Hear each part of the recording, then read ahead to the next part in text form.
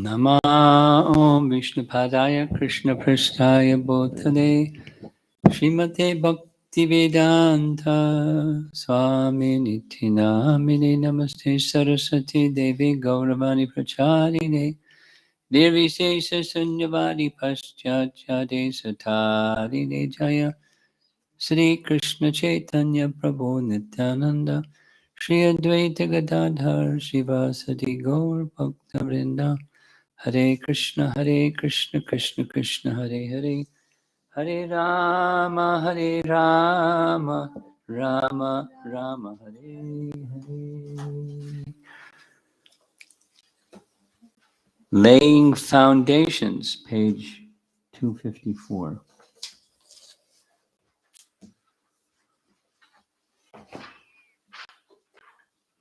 We're about a third of the way through.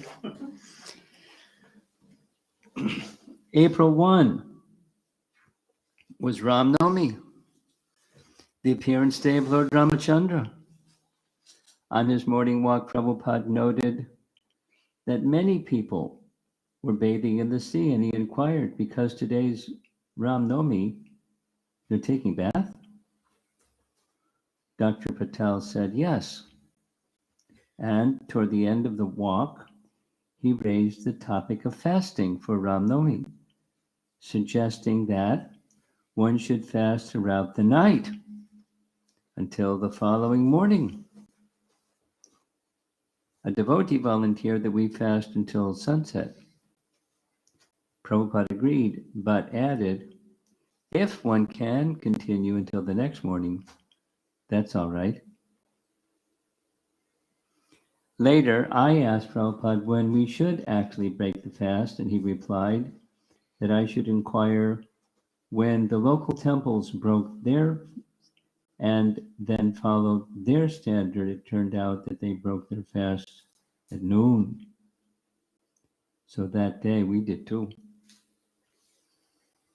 Later I asked Prabhupada, Prabhupada marked the occasion of Ram Navami by again laying the cornerstone for the Juhu temple. After so many delays and complications, he wanted to reaffirm his intention to build the temple. At the ceremony, he said, on this auspicious day of the appearance of Lord Ramachandra, we are taking this opportunity for the foundation stone, the cornerstone of our temple in this Bombay center. It is very kind of Mrs. A.B. Nair that she has given us this chance along with her husband. Shoo.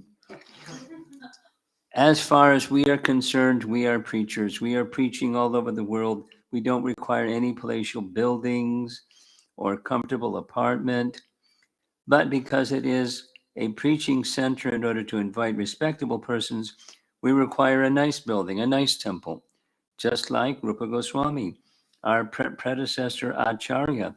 He left his mentorship, his government post, and became a mendicant. He was living under a different tree every night. Tonight, one tree, the next night, another. But when he was approached by King Man Singh, the commander-in-chief of Emperor Akbar, in those days, big rich men were God conscious, and they wanted to do something for God's service. So King Man Singh, he wasn't a king. He was he was military in charge. Anyway, it's okay.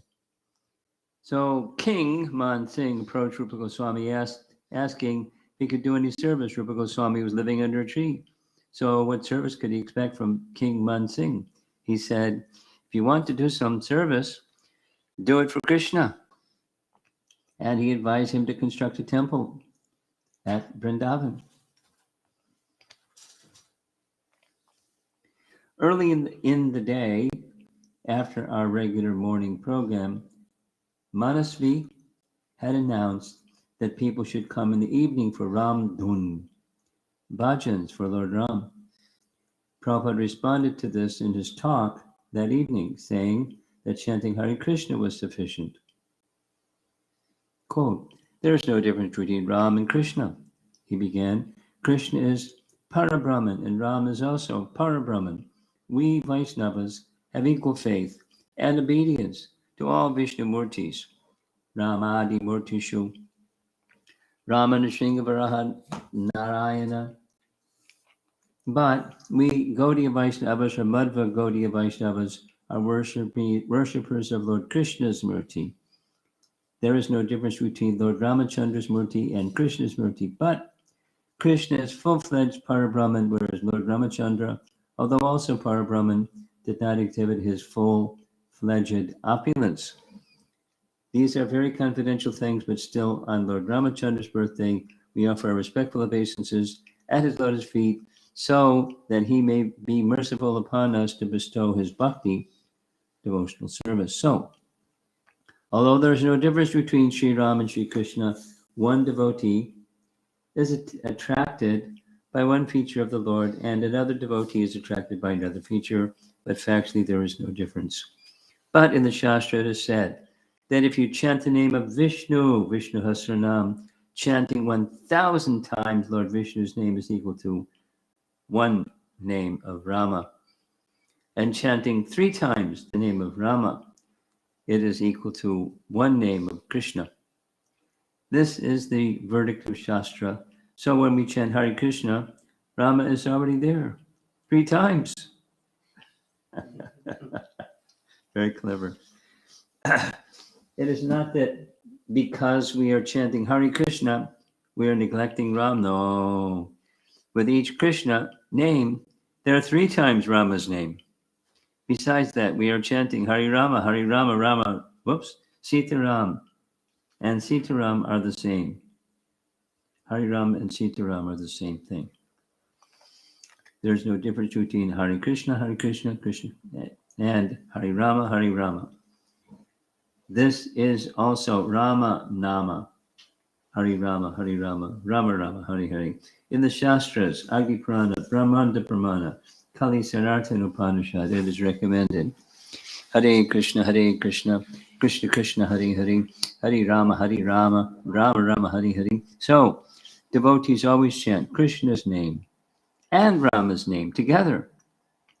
And when there is question of Ram Nam, there is Hare Krishna. There is Hare Rama, Rama Rama, Hare Hare.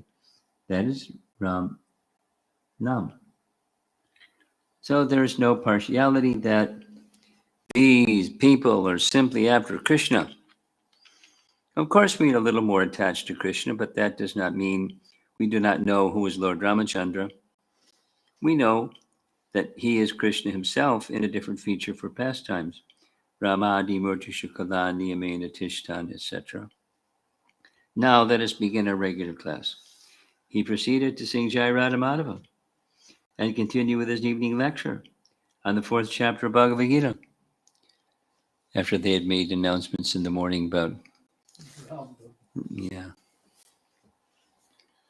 After Narayana left, we didn't have a steady gardener for almost 2 years until Shanka Das arrived after Gurpurnim in 1974. I didn't know how to do anything, Shanka later admitted, but I felt in my heart that I was blessed by Prabhupada to learn gardening. When I arrived, Chaitya Guru, the temple commander, took me to see Prabhupada, and I said, Srila Prabhupada, you have asked me to come to Bombay. What would you like me to do? I want you to plant a flower in every square inch of Hare Krishna land, he told me. And we offered our obeisances and left. The next day, we went back for clarification. And I asked Prabhupada, would you like me to grow vegetables? No, he said. Our space is limited. It'll be cheaper to buy them in the local market. What about fruits? Yes. Guavas, chicos, bananas. Prabhupada passed by the garden every day on his morning walk, and sometime after Shanka's arrival, he noticed that there still weren't any fruits or flowers growing. Where are the flowers? He asked Shanka. But there never were any. He's just bluffing, Prabhupada commented. He doesn't know what he's doing. Simply bluffing. Then one morning, after he had returned from traveling in India, Prabhupada went out for his walk and saw that the garden was full of fruits and flowers. He was very pleased with Shanka's service, and thereafter, Shanka would offer Prabhupada a flower every day and became known as Prabhupada's flower boy. Shanka grew papayas, guavas, chicus, and strawberry bananas. Small and pink inside and very sweet.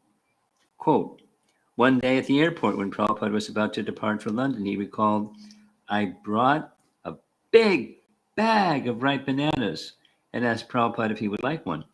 He opened his eyes wide and said, you grew these? Yes, I replied. I've grown them for you. He grabbed one, peeled it, and ate it. Oh, these are very good, he said. Now pass them out to everyone at the airport. And while I was distributing the bananas, Harikesh jumped up on a table and started preaching. Prabhupada really appreciated when we grew our own food. He jumped up on the table. Then talks about bananas. Shanka must have been real character, huh? One morning in April, having returned to the temple from Juhu Beach and greeted the deities, Prabhupada sat down to give Bhagavatam class, and Tamal Krishna asked him if we could offer arti to him. At first, Prabhupada refused, but Tamal Krishna pressed his entreaty, and ultimately Prabhupada agreed. So, Tamal Krishna offered arti, and Achyutananda led the devotees in singing Sri Guru Charana Padma, though he was practically the only one who knew the words. This was the first official Guru Puja ever offered to Srila Prabhupada. It was a wonderful feeling for all the devotees to worship him in that way, singing and dancing and jumping in an ecstatic mood. Of all the living entities in the entire universe, I was thinking, we had to be the most fortunate. Not only did we have Prabhupada in our presence, but we would now be able to worship him with arti every morning.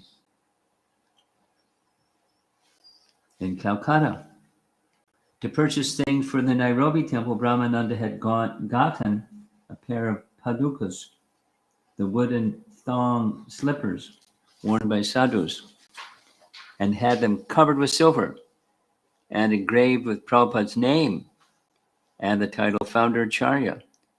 My idea, he said later, was to touch them to Prabhupada's feet and then bring them back to Nairobi and worship them on the altar. So, one morning at the Guru Puja, I ceremoniously placed them on the cushion for Prabhupada's feet, where the devotees offered flowers. Prabhupada saw them and showed his approval, smiling, and slipped his feet into them and wearing them as the devotees showered them with flower offerings. Yay.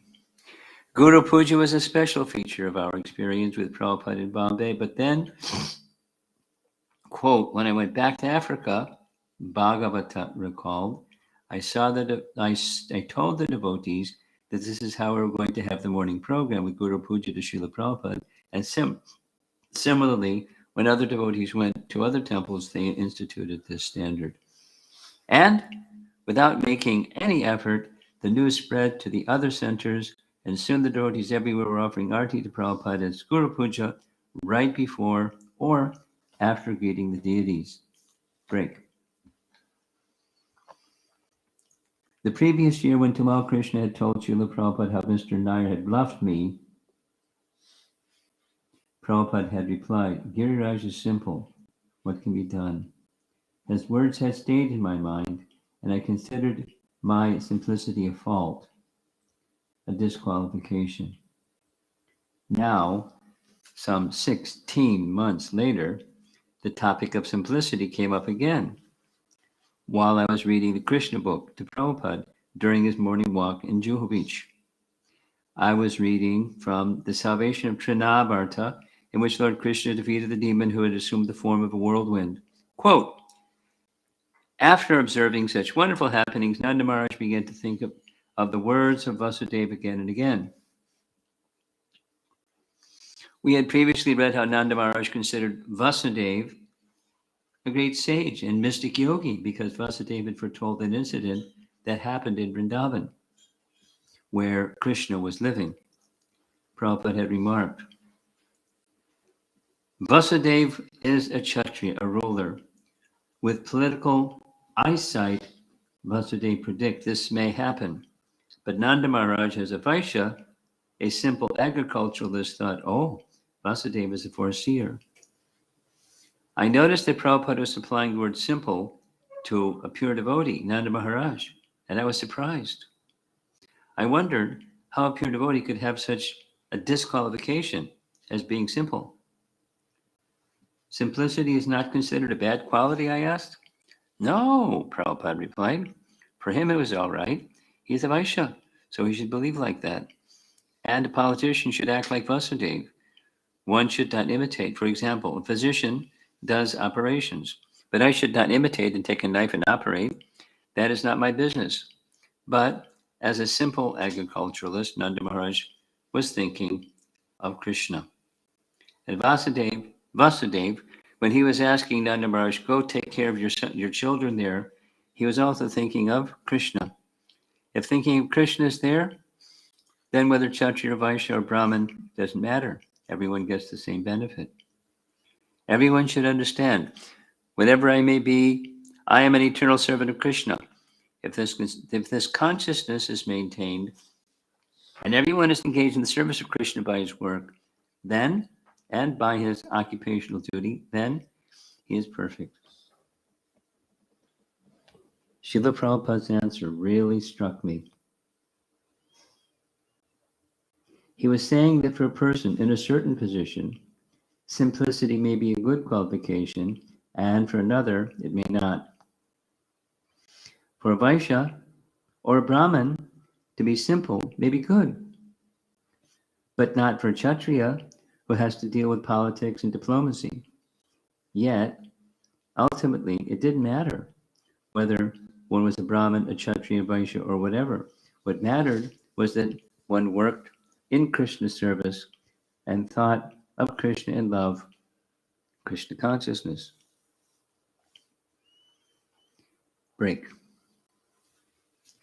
Prabhupada was concerned that our preaching thrive. We have to become very strong preachers, he said on one morning walk in LA. Then this movement will stay.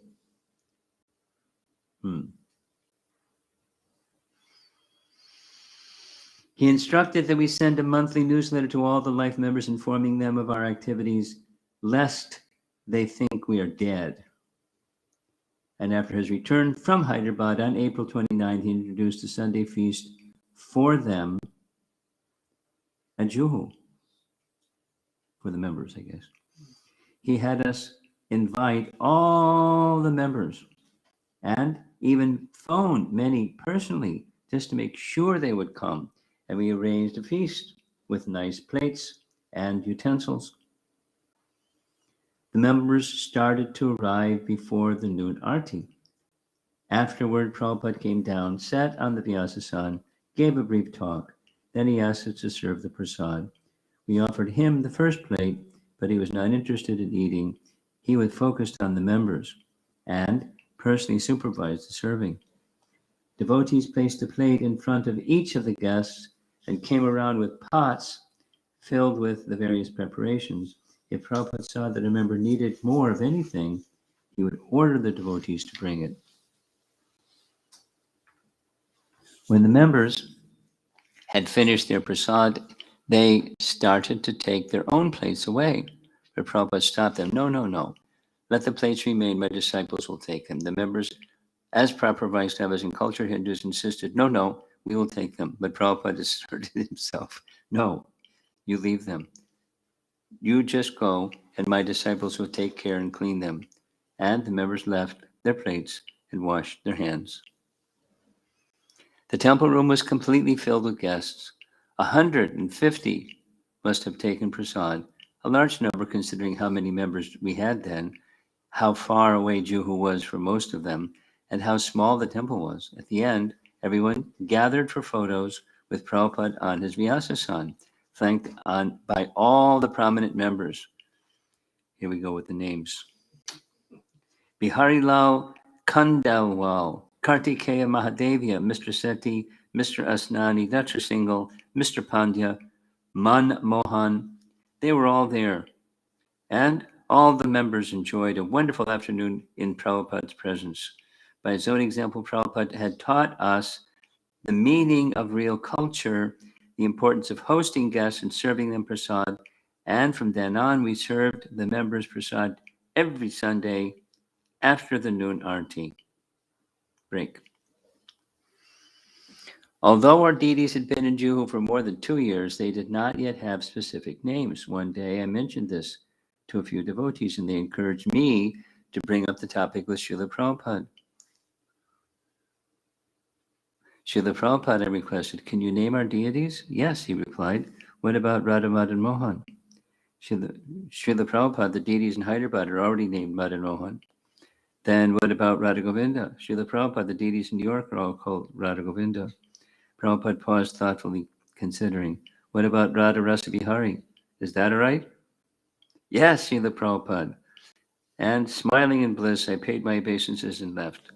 Later, I was going back over the exchange. I thought about how in Vrindavan the three principal deities were Madan Mohan, Govinda, and Gopinath, corresponding to the Sambandha Abhideya Prayojana. And in our discussion, we had gone from Madan Mohan, Govinda to Rasa Bihari, the enjoyer of the rasa dance. Prayojana, the goal. In Delhi, Tamal Krishna discovered that he had a hernia. And when he came to Juhu, he informed Srila Prabhupada hernias couldn't be cured by medicine. Prabhupada told him the only solution is to have an operation. My Guru Maharaj also had a hernia, he said, but he wouldn't get operated because he found out that there was a plot to kill him. So he just tolerated.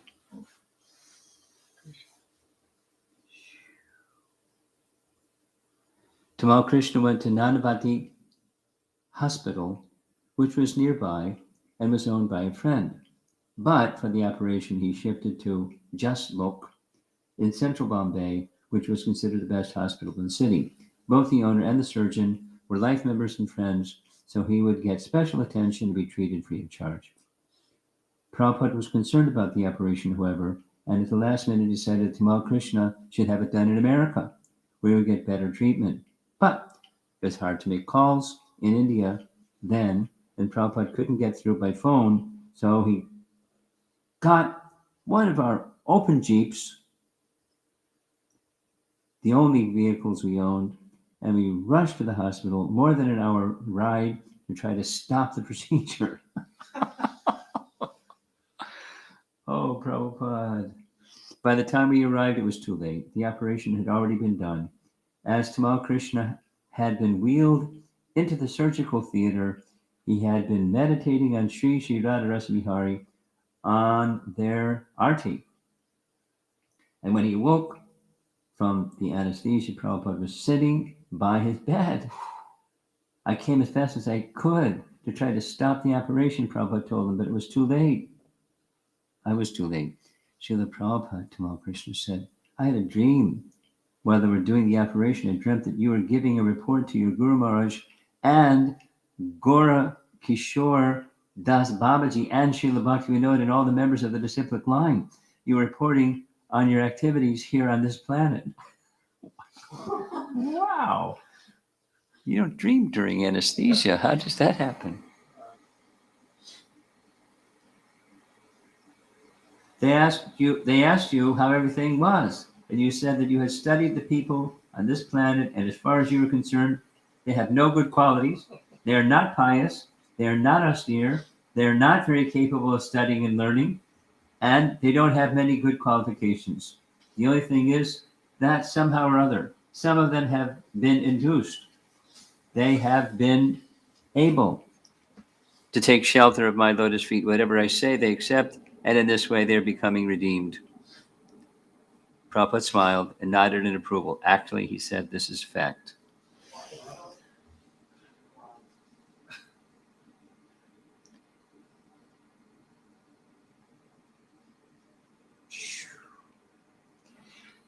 Three days after the operation, the hospital decided that Tamal Krishna could be discharged, but Tamal Krishna was adamant that he needed extra rest. No, he said, I'm not leaving. Balls, really. And stayed a few extra days before returning to Juhu. There, he lived in the Chatai hut in a tin room that had been used to store books. Devotees brought in a hospital bed, and he got proper prasad and personal care while he convalesced. Prabhupada came to visit every morning after his walk, sitting in a metal folding chair by Tamal Krishna's side for 5 or 10 minutes and encouraging him before returning to his quarters. I had enjoyed good health in India, Tamal Krishna later recalled, and to be suddenly bedridden allowed me a lot of time to think. Vishnu Jan had come and gone before the operation, and the effect of his association in India was really on my mind. Soon he regained just enough strength to crawl onto someone's back and be carried to Prabhupada's room. When he was let down, he flopped over weakly and in pain. Still, he offered obeisances. Why did you come up? Prabhupada asked. You didn't have to. I didn't want you to keep coming to me, Tamal replied. Anything to discuss, Srila Prabhupada? Tamal blurted out. I was thinking that maybe I should go back to America for some time. Prabhupada was thoughtful. Why? Well, I can probably quote half of the Bombay municipal codes, but I can't quote nearly as many verses of Bhagavad Gita. Oh, that is not very good. What will you do? I can preach there. I'm a sannyasi. I've been managing too much. This Bombay case has taken so much effort. We've been in lawyers' offices, and I've spent hundreds and hundreds of hours like that. I think I need a change. Actually, he had been considering this since he had met up with Vishnujan in India, and Vishnujan told him how great the preaching was in America. Vishnujan had suggested that they go traveling together in a bus, holding festivals, distributing books, and recruiting devotees. The idea was appealing, and the period of Tamal Krishna's recuperation served to increase his desire. Quote, the illness gave me an opportunity to drink deeply from Srila Prabhupada's books, he remembered, something that I had rarely found time to do at any length since coming to India. This only served, however, to increase my hankering for preaching. Vishnu Jan's visit had stirred remembrances of our friendship. I'm out of here, he told Drishtadyumna. But Prabhupada will never let me go. He knew that Prabhupada didn't want his GBC representatives to leave their posts. Prabhupada considered this a serious matter.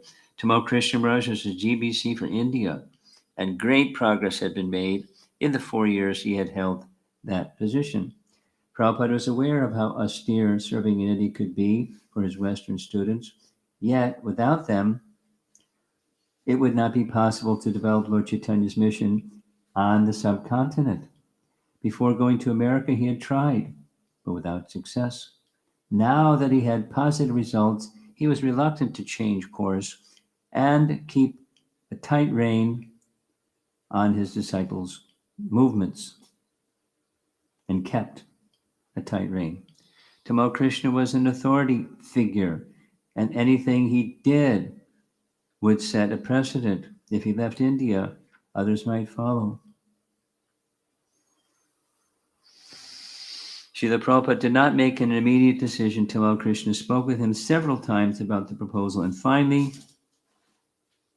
after a few days, although he had at first been reluctant, Prabhupada concluded that a brief change might be beneficial. Yes, he said, we can always pay a manager, but preaching is a matter of realization. He stressed how important preaching was to the movement. Without it, he said, ISKCON will become rubbish. Whew. The management will be at our fingertips if devotees simply follow the rules, chant and take prasad. Preaching is first. Prabhupada told them all about how he too had left home to preach. Quote, I was always thinking how I could benefit everyone. As the Bhagavad Gita says, Sarva Bhutanam. Unless one has come to this realization, how can he be representative of God? I never had any national or humanitarian concerns, but concerns for all living entities. Even at home, as a householder, I was preaching and people were coming, but my family members were upstairs taking tea, and I was very angry with them. I told my wife, you either give up tea or you lose your husband. She thought I was joking, but I was determined and took sannyas. The family took it as a great shock, but now I am fully satisfied. It is our good fortune that you had this disagreement with your wife and that she chose tea instead of you, Tamal said, because now we are all saved. Go and preach and remain alive, Prabhupada said, and when you are old enough, you can go and sit down in Mayapur and simply chant Hare Krishna. But, Srila Prabhupada, Tamal said, what does it mean, old enough? That has to be judged by the individual. As for myself, I am not old. Then, said Satsrup, who was sitting with them, we also will follow your example and never say we are old enough to stop preaching. Prabhupada called me to his room to give me his blessings and final directions, Tamal Krishna later recalled, because we would be separated for some time. Now that I would be outside of India, his instruction to me was surprisingly simple. Learn from Vishnu Chan how to perform traveling Sankirtan from city to city, then take a van with some brahmacharis, travel, and distribute books. Break. On April 18th, Prabhupada left Bombay for Hyderabad, and there too he spoke about the police commissioner's statement. Quote, in Bombay, our temple construction has been refused by the commissioner of police. Why? Because we chant Hare Krishna. They have openly written that bhajan is a nuisance. You see? This is our position. Krishna, Bhagavan says, Chatur Vidha Bhajante Mam. This bhajana word is there. 4 kinds of people engage in bhajana. Who are they? Sukritina, Arjuna. Those are pious. And now bhajan is a nuisance.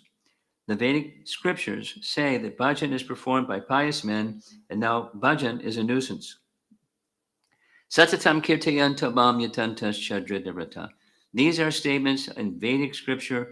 Who is a Mahatma? Mahatmanas tavam parta daivim prakritamashita. Satatam kirtayanta mam yatantas chadridarata. These are Mahatmas.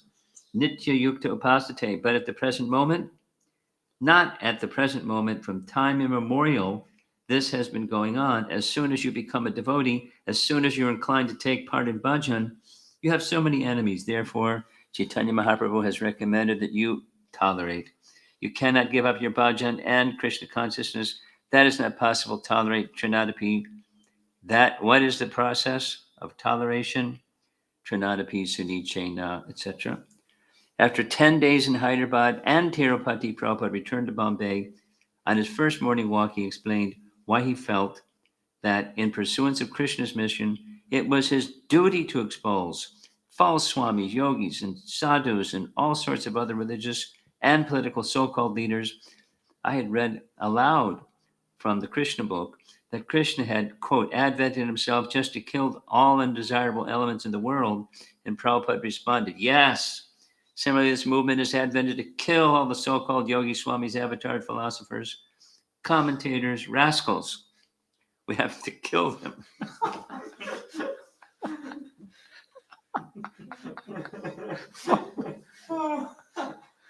Kill means vanquish all these rascals, so-called Swami. People challenge me. Why do you criticize others? Because we have to vanquish them. Now, these people cannot come up. When there is sunrise, there is no use of these glowworms. This Krishna consciousness movement is Krishna himself. Therefore, they must be finished all over the world. The so-called religionists, so-called philosophers, so-called avatars, swamis, yogis, finished. Our program should be like that. Whew. When Krishna was confronted with when Krishna had confronted the Kaliya demon, I had read his devotees, the Brajbasis, had felt transcendental anxiety. Quote, does the sentiment of anxiety or fear for Krishna's welfare exist in the spiritual world in Goloka? I asked. Yes, Prabhupada explained. That is separation. The gopis are full of anxiety. Oh, Krishna's gone to the pasturing ground. Their anxiety is there. Rukmini is thinking, oh, Krishna may give me up. He is talking in that way. She fainted. So anxiety is there. The anxiety that one may be separated from Krishna. That is the anxiety. Actually, there is no separation. Only the feelings of separation out of ecstatic love. One who has got love for another person, beloved, always thinks, my beloved may not be separated from me. This is the ecstasy of love. Just like a miser who has so much wealth always thinks, my money may not be lost. My money may not be lost. Out of his excessive attachment for the money, he thinks like that. How shall I protect this money? To earn money is troublesome. To keep money is troublesome. And when it is lost, that is also troublesome. This is the position.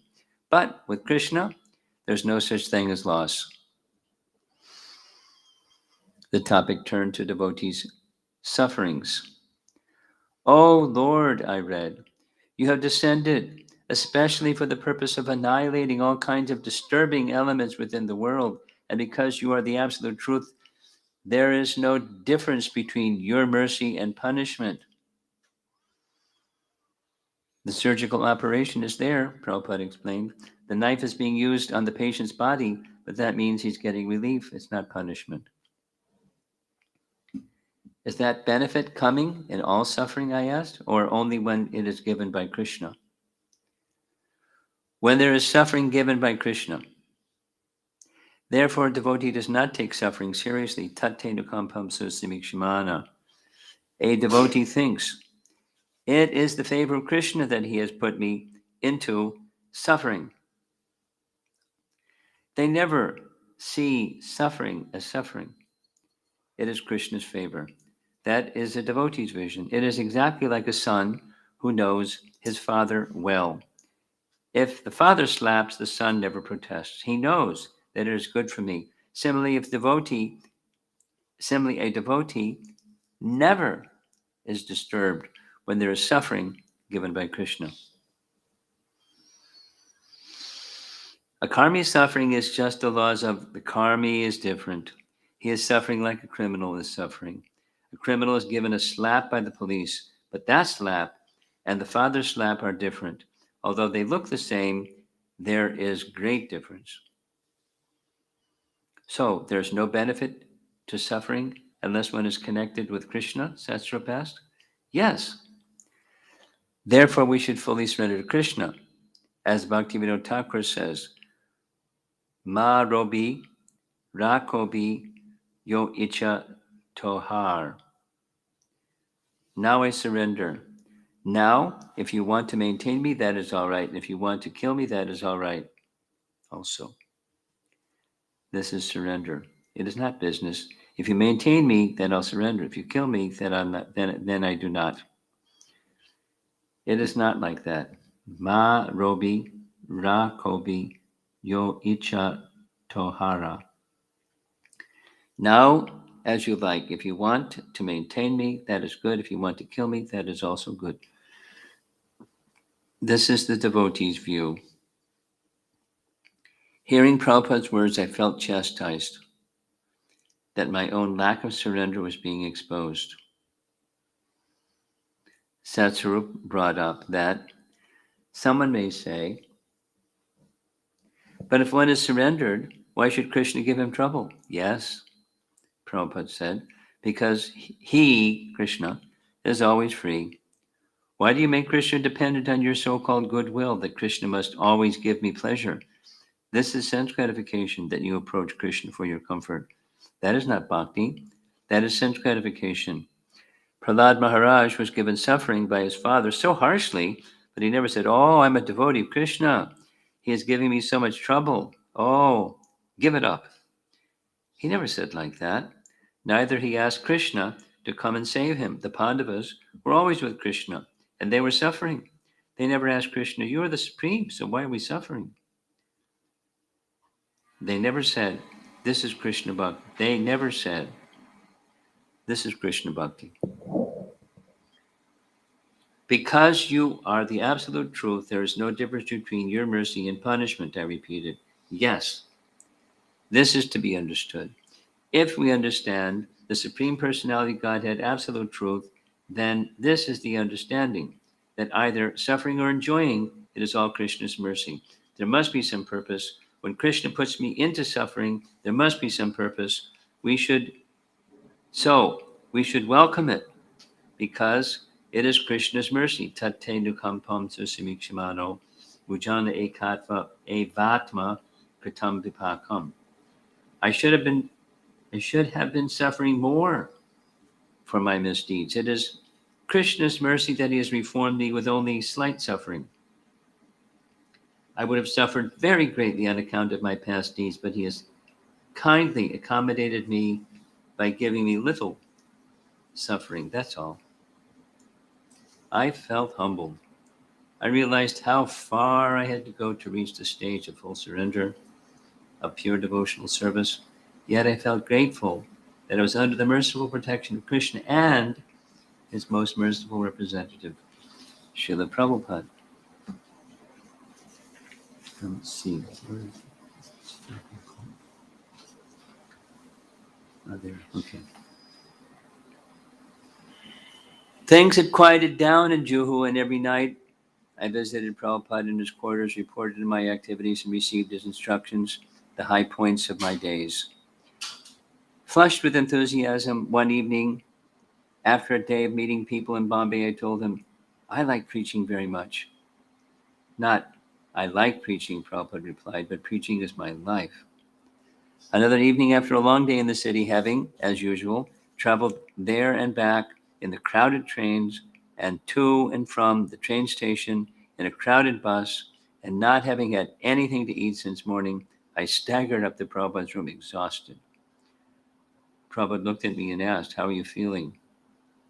Only then did I notice how weak and sick I was. "Well, frankly speaking, Srila Prabhupada, I feel a little tired." He already knew, and he immediately ordered grapes for me. He said that they were very good for strength and energy. Then he insisted that I eat the grapes in his presence, and after a minute or two, he asked if I was feeling stronger. And yes, I was. To work very hard for Krishna for 2 days, he concluded, and then to recuperate for 3 days, that is not a very good proposal.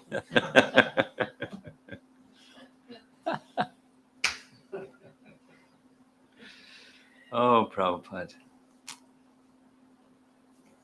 Another time he encouraged me to dress better. He told me, there's a saying, one is known as a Brahmin, one who is known as a Brahmin doesn't have to wear a thread. People know you and they also like you, but still, you should dress more nicely. I never knew when he would give me an instruction, and whenever he did, I concentrated with my full intention and tried to commit to memory everything he said. But my method, he could see, wasn't most reliable. To remember, he emphasized, means to remember to write it down. He added, you should always carry a pen and paper, and then told me something else that he wanted me to remember. Prabhupada knew my mind. I was always attracted to the 6 Goswamis in Vrindavan, and I imagined that one day I would be like them, roaming in the forest of Vrindavan chanting Krishna Krishna. But he was also concerned that his property be managed properly, and one evening he spoke to me about it. Raghunath Das managed his father's estate just like an expert businessman, he told me. Similarly, you should manage your father's estate. Then you go to Vrindavan to become a Goswami.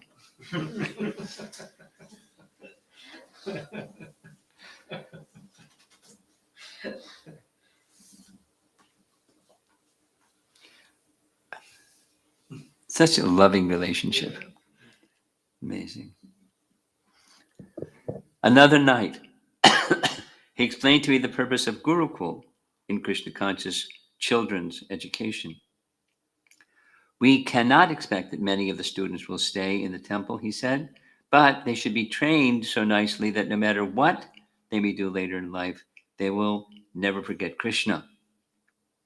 Then he told how he and his sister used to fly kites and pray to God to make their kites fly higher.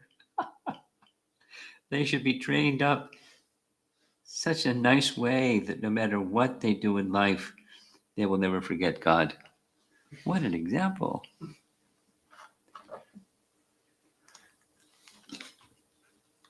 As the weather became more pleasant, in the early evenings, Prabhupada began sitting on his building's roof. Satsrup would bring up Prabhupada's bolster, pillow, and a mattress so he could sit comfortably and speak with guests, or, if no one came, sit and chant japa as the sky darkened. Prabhupada's apartment was in the middle of the tenement buildings, so he could hear the children playing below, and sometimes he would comment how he wished they could all become devotees. He said that he would like to propose to the tenants that they could all live on our land rent-free if only they would become devotees, attend the temple programs, chant Hare Krishna, and follow the regular principles. Sri Biharilal Khandelwal was our first reporter in India to pledge 1 lakh rupees for any of Prabhupada's projects. One day, his secretary phoned and gave us the news that Mr. Khandelwal's mother had passed away. We were requested to come and perform kirtan. So I organized whatever devotees I could, and we went to chant and offered some words of consolation from the Bhagavad Gita. Haridas, who did not know about the program, was fanning Prabhupada on the terrace above his apartment that evening. And when, at 7 o'clock, Prabhupada noticed that there was no sound of kirtan from the temple, he asked him to find the devotees and send them to the temple for arti. Haridas soon returned and told Prabhupada that he had looked everywhere and there were no devotees around. They must have gone to the city to collect and not yet returned, he suggested. This was not my idea that they should go to the city and collect all day and night, Prabhupada said. Our process is to please Krishna. They may go at 9 in the morning and return by 5 in the evening and then chant in front of the deities. Otherwise, they will become like karmis. We are successful because we try to please Krishna, and Krishna is merciful and reciprocates with us. Otherwise, Mr. Nair was much more powerful than we. He had money, influence, his own daily newspaper. He had many contacts, so many politicians and government officers. And who were we? We had no money, no influence, and no support. We were successful because we were simply trying to please Krishna, following the regular principles in devotional service by Krishna's grace. So, we should come and sing and dance in front of the deities and please them. And by their grace, we will get all success. We are not successful by our own strength. We are successful by Krishna's grace. In the morning, Prabhupada asked, where were all the devotees? Where all the devotees had been the night before. And we explained that Mr. Khandelwal had invited us to perform kirtan after the death of his mother. Well, Prabhupada said, then that's all right. Later, in 1974, George Harrison came to Juhu to visit Srila Prabhupada. He was wearing white kurta and white yogi pants and had a bead bag. I took him around the property, and he expressed appreciation for our work and encouraged us in our efforts. When at 12:30 we heard the conch blow for Raj Bogarti, we went up to the temple shed, and George chose a pair of kartals and sang with the other devotees. Puri Das, originally from Scotland, was doing the arti, and when he turned to offer the ghee lamp to the devotees and saw George, his hand started trembling, so much so I thought he might drop the lamp. After the arti, he arranged a plate of Mahaprasad for George and accompanied him to meet Prabhupada in his apartment. Prabhupada greeted him warmly, and I left them together and returned to my office. Prabhupada was behind his desk, Kishore Das later described, with George in front of him. I barely remember what was said, but I remember the feeling of love that went back and forth between them. It was tangible. I didn't really understand what this relationship was. I was young, and here was a big rock star and a pure devotee of Krishna. And there was me somewhere. But I could just feel this feeling of love that went back and forth between Prabhupada and George. After the conversation, George and Prabhupada were served hot prasad and ate side by side on chokis, small, low wooden tables. About 2 hours later, a pudgy, 12-year-old boy with glasses, the son of our friend and supporter Pran Jivan Ji Valia of the Hare Krishna house, came to my little office at the back of the property. I heard George is here, he said. Yes, I replied, he is. I want to see him, he stated. Well, you can't. He's meeting with Srila Prabhupada. He looked me straight in the eye, sizing me up, and concluded that he wasn't going to get anywhere with me, turned and dashed to the stairs and bolted down the steps. Oh my God, I thought, he's going to try to find him. And I bounded down the stairs in hot pursuit. I ran across to the next building, and when I reached the second landing, in front of Prabhupada's flat, I found the door ajar. The boy stood just inside, and beyond him, George sat cross-legged with his back erect, like a yogi, a perfect disciple, listening attentively at the feet of his master. With the boy's abrupt appearance, Prabhupada and George had ended their meeting, exchanging some final words. George was gracious and appreciative, Prabhupada affectionate and kind. I was upset that the boy had interrupted them, but they took it as a matter of course. Maybe it was time for the meeting to end. Maybe they saw it was Krishna's arrangement. Shamsundra and I accompanied George back to the temple shed for darshan of the deities. George paid full dandavats, lying completely flat on the floor before them for a long time, and then left. The next year, on a morning walk in Sanand, Gujarat, Prabhupada spoke about the meeting. He is a very nice boy, George. I have studied. Very good boy. He showed me in Bombay. He came to see me in Bombay last year. He is keeping Jagannath within his bead bag and chanting. Nice little story, huh? For Nrsimha Chaturdasi, a troop of devotees led by Jagat Purush organized a drama depicting the appearance of Lord Nrsimha, to be performed in the temple room.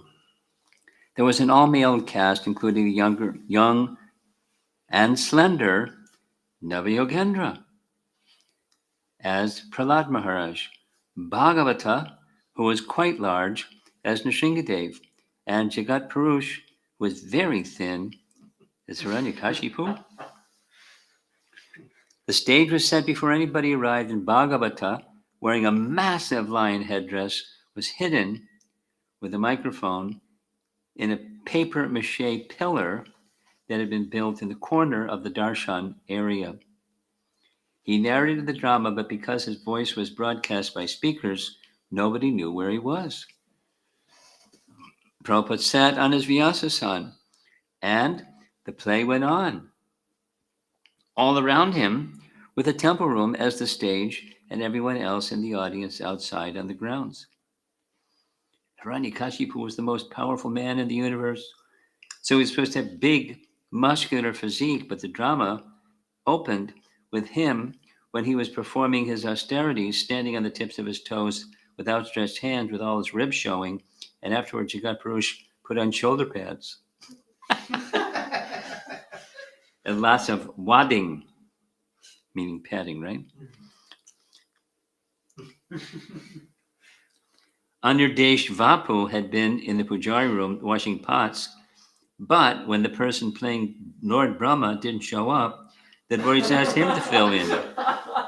All he had to do was respond to Hiranyakashipu when he was asked for his boons, they assured him, and they dressed him up with some ornaments and a crown and sent him to the temple room. From his viewpoint on stage, Anirdesh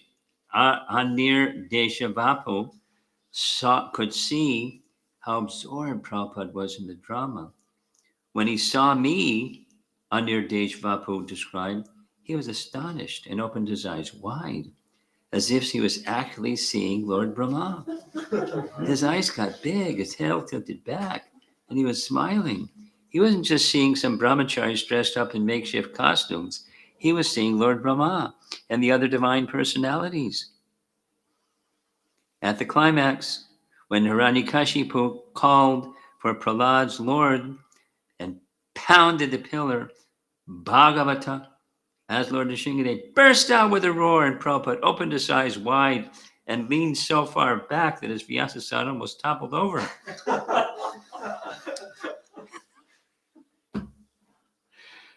Decades later, Jagat Purush still remembered the day vividly. Quote, over the years, I had done dozens of dramas with various devotees, but I'd never had an experience like this. In one particular school of drama, the Stanislavski School, the actors meditate upon their roles, and by doing so, transform into the characters they are portraying. I wasn't really trying to train the devotees in this way, but even without any conscious attempt, by Srila Prabhupada's presence, every devotee in the drama ceased being that devotee and became the part he was playing. It was just unbelievable. Srila Prabhupada was there for the opening scene to the very end, and he was showing all these amazing expressions: surprise, concern, happiness, delight. Some of the devotees could barely watch the drama. They were so transfixed watching Prabhupada watch it unfold. Everything was flawless because it was not a drama, it was a pastime. Afterwards, the actors, still in their costumes, sat down where they were for Prabhupada's lecture. Today is the appearance day of Lord Nrsimhadev began. I am so pleased that within a short time, these boys have nicely learned how to play, and especially I thank Mr. Hiranyakashipu, at which everyone laughed and applauded. Mr. Hiranyakashipu has played his part very nicely. The devotees, especially the actors, were exuberant. As every devotee knows, Jagat Purush recalled, nothing compares with getting the confirmation that Srila Prabhupada is pleased with something that you have done in his service. I was sitting there just 2 feet from his lotus feet, and I felt myself melting into the cracks between the tiles, and I thought, this is the best time for me to leave my body.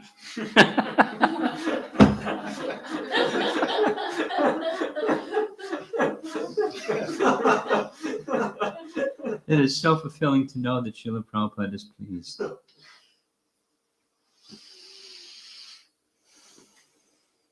Almost exactly a year after the Bombay Municipal Corporation's BMC's attempted demolition of our temple, almost exactly 1 year later, our Juhu neighborhood witnessed a horrific repercussion.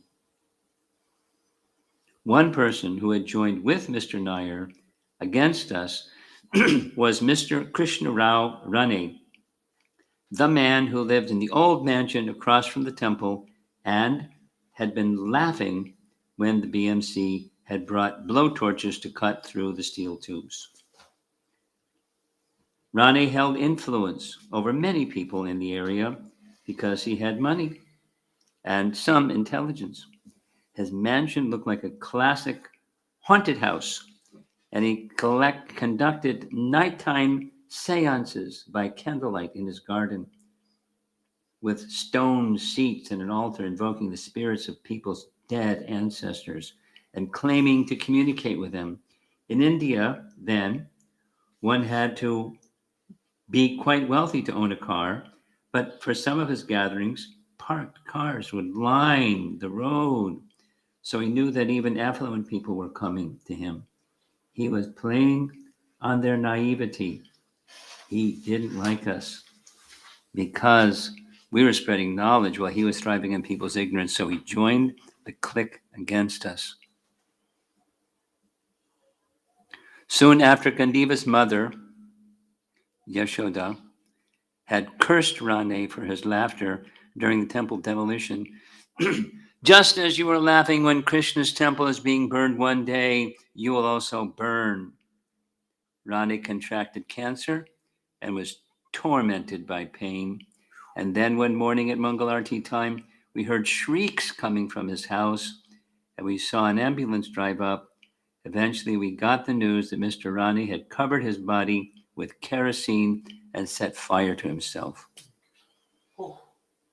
He had died before the ambulance arrived. Later, I heard that when a black magician sends a ghost to attack another person and the ghost fails in his mission, the ghost returns to attack and torment the one who sent him.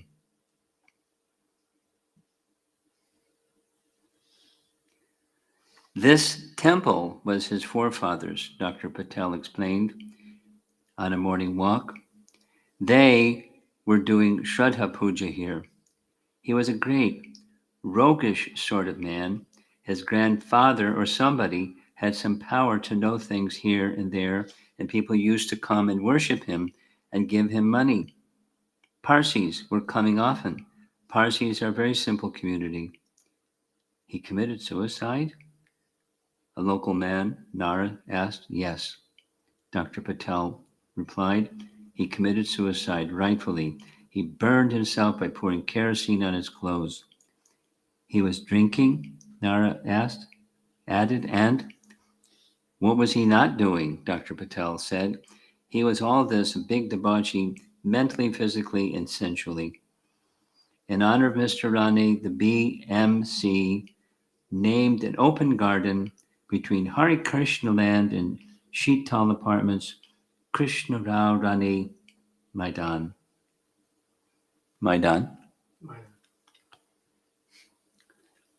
This is our last section. One of Prabhupada's visitors at Bhogilal Patel's had been an Indian devotee from America.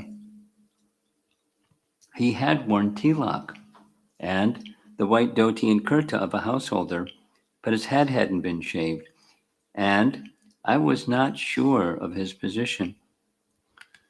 While he had been talking with Prabhupada, however, I noted their intimate and affectionate mood. I rarely witnessed such familiar, affectionate conversations between Prabhupada and any of his disciples. When I asked one of my godbrothers who the devotee was, he had told me, Gopal Krishna. Gopal Krishna often visited Bombay to meet his mother, who lived in Santa Cruz, not far from Juhu, and about 8 months after I first saw him, he joined Prabhupada on a morning walk and told them of a doctor who wanted to open a small hospital and dispensary as part of the Juhu project. Prabhupada rejected the idea. No, we cannot divert our attention. You can say that we consulted Prabhupada and he said, at the present moment, until our building is there, we cannot accept any extra business. You can say plainly that for the present, we're not interested. We've got many more important businesses than this hospitalization. Bhagavata mentioned that the devotees had recently had kirtan in the hospital, and that immediately all the patients became happier. The whole attitude had become very dull and unhappy and morose. That, oh, we're in the hospital, my body, my body. But as soon as we had the kirtan, they all got out of bed and came and watched. And some were clapping and chanting. Just see, Prabhupada responded. Immediately life. Just try to understand how much great responsibility you have got. They all appreciated that we did kirtan. Even the Russians appreciate. People say that our devotees are bright-faced. They are surprised to see the American boys. Are you Americans? Yes. Completely changed. They cannot recognize this, is it not? My parents telephoned last week, I said, and at first they couldn't recognize my voice. They couldn't believe that it was me. My father said, "Are you sure it's you?"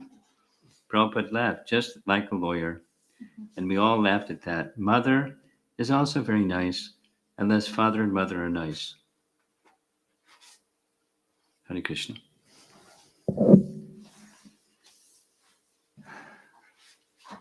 Page 274, 75. A lot.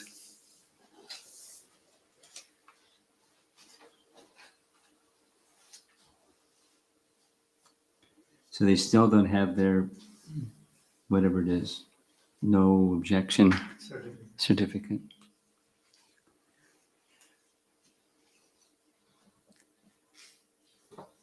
I'm sure Prabhupada was making some comments about it. That's coming up. Police commissioners sanction. Da, da, da, da, da. Da, da, da, da.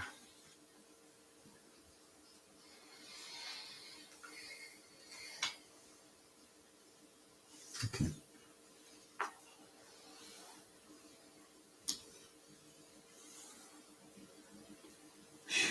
Still talking about the nuisance comment.